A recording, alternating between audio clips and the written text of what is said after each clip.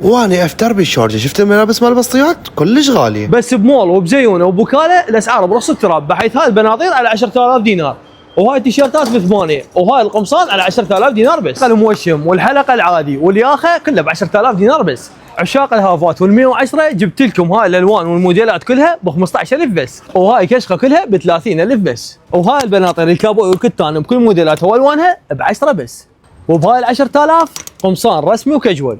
عبالك خلصت هاي ال10، كل هاي القمصان الرسميه ب 10000 دينار بس. مقصودات بالالوان والقياسات والموديلات كلها متوفره، هذا ب20 وهذا ب10. انت موظف وضايج من الكوي، هذا التيشيرت حرير وهذا القميص حرير ب 15000 بس، والاحذيه الرسميه والكجوال ب 12000 بس، وهاي الاحذيه والموديلات على 20000 بس، من ال 40 لحد 49، والاحذيه الرسميه بكل موديلاتها والوانها ب 20000 بس. يا عشاق السفر، جرات السفر ضد الكسر، هاي ب 15 وهاي ب 25 وهاي ب 40 وهاي ب 55 وهاي ب 70، وكلهم ضد الكسر. كنا ببغاز اللي بمول زيونه بالطابق الثاني، والجراج الخارجي مجاني.